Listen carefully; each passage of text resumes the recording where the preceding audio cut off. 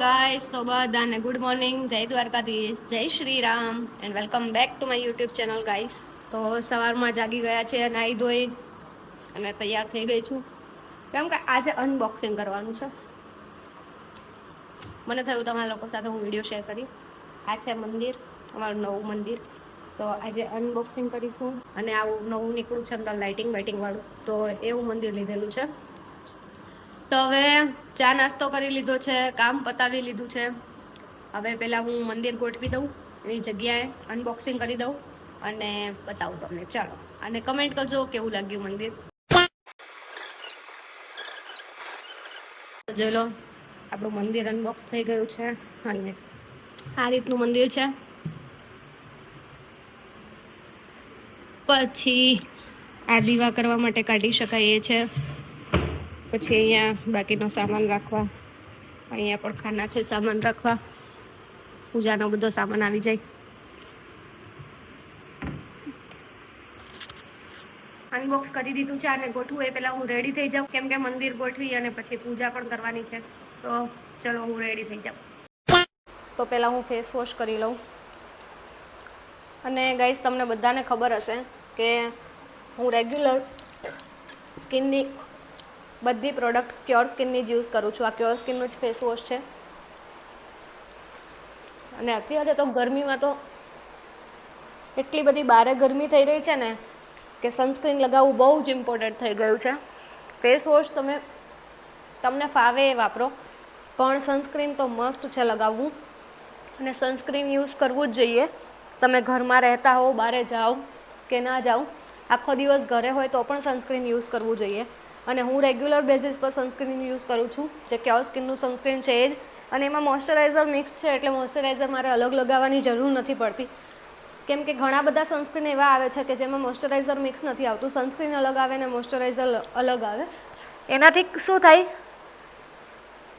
કે ખાલી સનસ્ક્રીન લગાવી લઈએ અને પછી મોઇશ્ચરાઇઝર લગાવી લઈએ. મારી તો સ્કિન ઓલરેડી ડ્રાય છે અને સનસ્ક્રીન લગાવ્યા પછી વધારે ડ્રાય થઈ જાય, તો ગ્રે લાગે અને પેચી લાગે. પણ ક્યોર સ્કિનના સનસ્ક્રીનમાં એવું કંઈ જ નથી થતું. મોઇશ્ચરાઇઝર મિક્સ છે એટલે એકદમ લાઇટ વેઇટ આવે છે અને સ્કિનમાં એકદમ એબ્ઝોર્બ થઈ જાય છે. અને પ્લસ રિઝલ્ટ પણ બહુ જ સારું છે. તમે રેગ્યુલર મારી સ્કિન જોઈ જ શકતા હશો. ઘણા લોકોની એવી કમેન્ટ હતી કે તમે સ્કિનમાં શું યુઝ કરો છો. તો મારું ડેલીનું રૂટીન જે છે ક્યોર સ્કિનનું, એ હું તમારી સાથે શેર કરું જ છું. હું પણ પહેલાં સનસ્ક્રીન લગાવવાનું અવોઇડ જ કરતી હતી, કેમ કે મને પર્સનલી જ નહોતું ગમતું કે યાર આ ગ્રે લાગે, જરાકને પેચી લાગે. એ તો મેં બીજી બધી અલગ કંપનીના સનસ્ક્રીન યુઝ કરેલા હતા, એટલા માટે એવું લાગતું હતું. સનસ્ક્રીન તમારી સ્કિન માટે બહુ જ ઇમ્પોર્ટન્ટ છે, એ મને પછી ખબર પડી. અત્યારે તો એવું થઈ ગયું છે કે ઘણા લોકોને સ્કિનના કેન્સર પણ થવા માંડ્યા છે. અને સનસ્ક્રીન લગાવવાથી સ્કિનમાં કેન્સર થવાના જોખમ ઓછા થઈ જાય છે. તમે ઘરમાં રહેતા હો તો પણ તમારે રેગ્યુલર સનસ્ક્રીન યુઝ કરવું જોઈએ.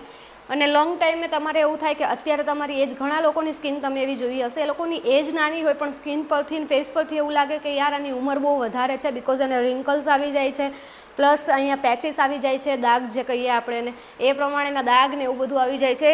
પણ આપણી પાસે એટલો ટાઈમ નથી કે આપણે જ્યારે ફ્રી થઈએ કે મહિને કે અઠવાડિયે 15 દિવસે આપણે બહાર જઈને સ્કિન માટેની ટ્રીટમેન્ટ કરાવીએ, ફેશિયલ છે, ક્લીનઅપ છે, એ બધું કરાવીએ. પણ આપણે રેગ્યુલર થોડું જો ધ્યાન રાખીએ ને આપણી સ્કિનનું, તો પણ આપણી સ્કિન હેલ્ધી થઈ શકે છે. અને સનસ્ક્રીન લગાવવાથી એ જોખમ તમારે ઓછું થઈ જાય. સમજી લો 5 થી 7 વર્ષનો ફેર થઈ જાય તમારી સ્કિનમાં. તમારી સ્કિન પર જે ઝુરિયા, રિંકલ્સ બધું આવવાનું હોય અને દાગ ને એ બધું આવવાનું હોય, એ તો એજ સાથે આવવાનું જ છે, બરાબર. પણ એ જે આવવાનું હોય, અમુક 35-40 આવવાનું હોય, એ 45-50 આવે, સમજી લો. એટલે એટલો બધો ફરક પડી જાય. એટલે સનસ્ક્રીન લગાવવું બહુ ઇમ્પોર્ટન્ટ છે. હું પહેલાં હવે ફેસ વોશ કરી લઉં. એટલે તમે કયું સનસ્ક્રીન યુઝ કરો છો અને સનસ્ક્રીન બાબતે તમને આ વાત ખબર હતી કે નહીં, એ પણ કમેન્ટ કરજો. અચ્છા, મારું સનસ્ક્રીન પ્લસ મોઇશ્ચરાઇઝર, એટલે હું રેગ્યુલર આ જ યુઝ કરું છું. આમાં મોઇશ્ચરાઇઝર પણ આવી ગયું અને સનસ્ક્રીન પણ આવી ગયું. હું અત્યારે જ લગાવીને તમને બતાવું. તમે જોઈ લો, સ્કિન પર કોઈ જ ગ્રે પેચ નહીં પડે કે નહીં સ્કિનમાં છે ને એવું લાગે કે કંઈ લગાવ્યું હોય. એકદમ સ્કિનમાં અંદર જ એબ્ઝોર્બ થઈ જાય. જોઈ લો. અને એટલું લાઇટ વેઇટ લાગે, આપણને એમ થાય કે જેટલી વખત ફેસ વોશ કરીએ ને એટલી વખત લગાવીએ. અને સ્કિન પણ એકદમ સ્મૂથ થઈ જાય. અને ગરમીમાં તો ખાસ સનસ્ક્રીન લગાવવાની જરૂર છે. ઘરમાં ગમે ત્યાંથી યુવી રેઝ આવતા હોય એટલે એ તમારી સ્કિનને બર્ન કરી નાખે છે, એટલે સનસ્ક્રીન બહુ ઇમ્પોર્ટન્ટ છે. તમે ઘરમાં રહેતા હો તો પણ હું તમને કહું છું કે તમે ખાલી ક્યોર સ્કિન 21 ડેઝ માટે યુઝ કરો, તમને ડેફિનેટલી રિઝલ્ટ મળશે. કેમ કે ક્યોર સ્કિનના જેટલા કસ્ટમર છે બધાનું કહેવું એમ જ છે કે 3 જ વીકની અંદર ક્યોર સ્કિન પોતાનું રિઝલ્ટ બતાવે છે, અને રિઝલ્ટ તમે જોઈ જ શકો છો. આ નેચરલ સ્કિન છે, આના પર કંઈ લગાવેલું નથી મેં. અને ક્યોર સ્કિન છે ગર્લ્સ બોયઝ બંને યુઝ કરી શકે છે. તમારી એજ ગમે તેટલી હોય તમે યુઝ કરી શકો છો, અને એકદમ પોકેટ ફ્રેન્ડલી છે. તમને તમારી કિટ પણ બજેટમાં મળી જશે, અને રેગ્યુલર છે ને ડૉક્ટર ફોલોઅપ પણ લે છે, એટલે તમારે એ પણ ટેન્શન નથી કે આમાં સ્કિનમાં તમને કેટલું ફેર થાય છે, કેટલું નથી થતું. એટલે તમને આઈડિયા ના આવતો હોય તો ફોલોઅપ લેશે જ્યારે ડૉક્ટર, ત્યારે તમને આઈડિયા આવશે કે હા આનાથી સ્કિનમાં ઘણો બધો ઇફેક્ટ થયો છે, ઘણો બધો મને ફાયદો થઈ રહ્યો છે.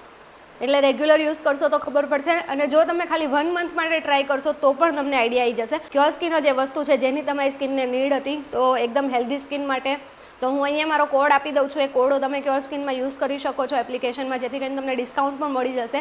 અને ક્યોર સ્કિનની એપ્લિકેશનની લિંક પણ હું ડિસ્ક્રિપ્શનમાં આપી દઉં છું, તો ત્યાંથી તમે ડાઉનલોડ કરી લેજો. અને એટલીસ્ટ એક વખત તમારી સ્કિનનો ટેસ્ટ લેજો, એટલે તમને આઈડિયા આવશે કે તમારી સ્કિનમાં કેટલી પ્રોબ્લેમ છે. તમે ડૉક્ટર પાસે જાઓ છો તો 500,000 રૂપિયા એમને તમારો ચાર્જ થઈ જાય છે, પ્લસ તમને બહારથી દવાઓ કે ફેસ વોશ લખી આપે, એના તમારે અલગ દેવાના હોય. સેકન્ડ ટાઈમ જાઓ ત્યારે પાછા તમારે કન્સલ્ટેશન ચાર્જ અલગ દેવાનો હોય. આમાં બધું delivery charge, product charge, plus તમને ડૉક્ટરનો કન્સલ્ટેશન ચાર્જ, પ્લસ ડૉક્ટરનો ચેકઅપનો ચાર્જ, બધું 1 ટાઈમમાં જ આવી ગયું. એટલે તમે એક જ વખત પે કરવાનું છે, અને આ બધું અંદર આવી ગયું. સાથે સાથે તમને અંદર ડાયટ ચાર્ટ પણ મળી જાય છે, એટલે ડાયટ પણ બહુ ઇમ્પોર્ટન્ટ છે આપણી સ્કિન માટે. એટલે તમારે શું ખાવું જોઈએ, કેટલું પાણી પીવું જોઈએ, શેનાથી તમારી સ્કિન હેલ્ધી રહેશે, એ ડાયટ ચાર્ટ પણ ત્યાં અવેલેબલ છે, તો એ પણ જરૂરથી ચેક કરજો.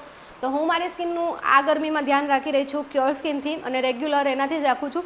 અને નોટ ઇવન ખાલી ગરમીમાં જ, વરસાદ હોય, ઠંડી હોય, ગમે તે હોય, હું સનસ્ક્રીન ભૂલતી નથી. અને તમે જોઈ શકો છો અત્યારે નેચરલી કેટલી શાઇન કરે છે સ્કિન. અને સ્કિન આવી હેલ્ધી હોય ને તો આપણને ક્યાંય બહાર જવાની પણ ઈચ્છા થાય, રેડી થવાની પણ ઈચ્છા થાય, અને કોઈની સામે જઈએ તો પ્રેઝન્ટેબલ લાગીએ. આ જ રૂટીન હું રાત્રે પણ ફોલો કરું છું. નાઇટ કેરમાં ખાલી હું ફેસ વોશ કરી અને નાઇટ ક્રીમ જે છે જેલ એ લગાવી દઉં છું, અને જેનાથી એટલી સારી સ્કિન રહે છે.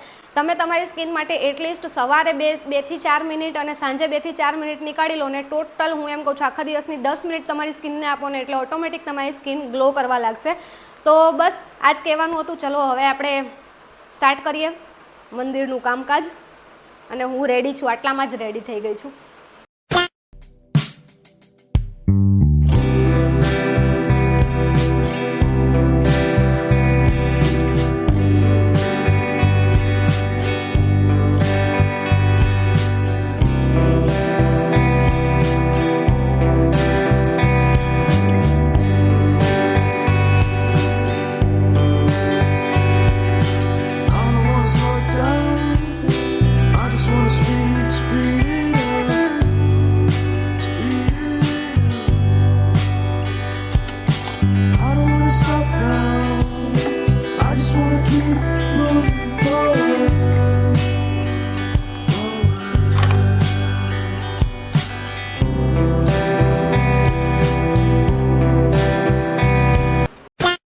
પછી હું બેસી ગઈ આ તુરિયા સાફ કરવા, અને આ છે ટોઠા કહીએ જેને આપણે.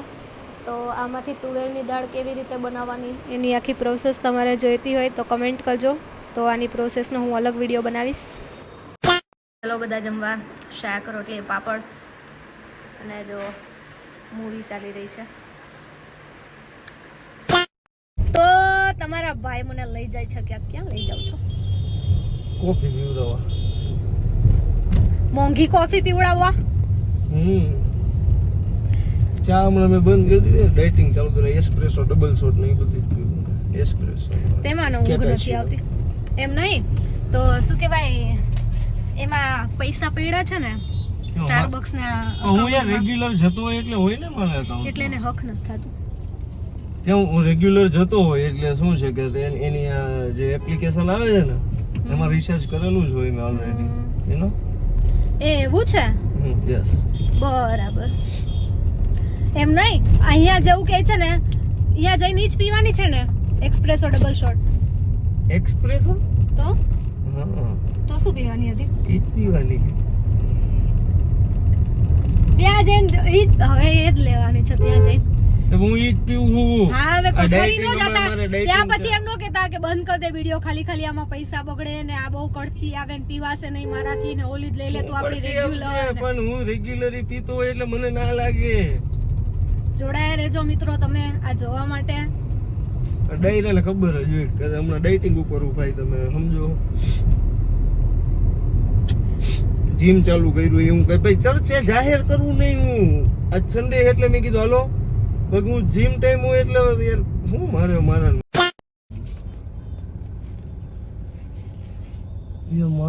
આ ટ્રાફિક બધું ઓયનું છે.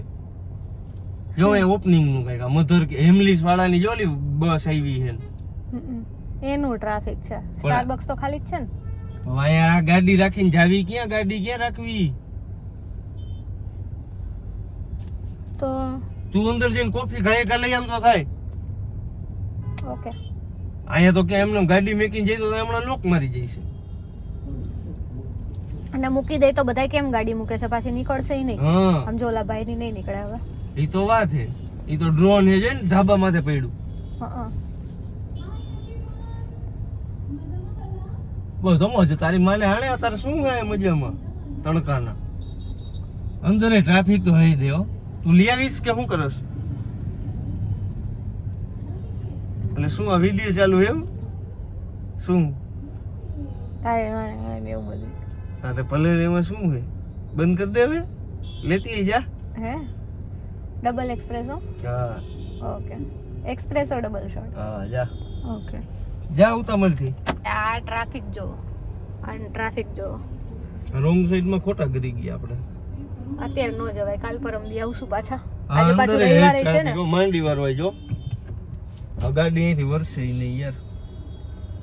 રવિવાર છે ને એનો ટ્રાફિક પાછું આ વળી કંઈક ઓપન થયું છે હેમલી છે. હેમલીસ તો એનો ટ્રાફિક. હા પેલું વ્હાઈટ ક્રો ઓપન થયું છે. હમ લાઈગુ ની ક્યાં મારા ગાડીમાં અડાડ્યું આય. પાછું ઓલા ને પૂછે લાઈગુ તને તારી હું કહે કે વારી લઉં ને કઈ થાય ભવાડા. તો અત્યારે હાલો માંડીવાળી કાલ પરમ દિવસે આવશું.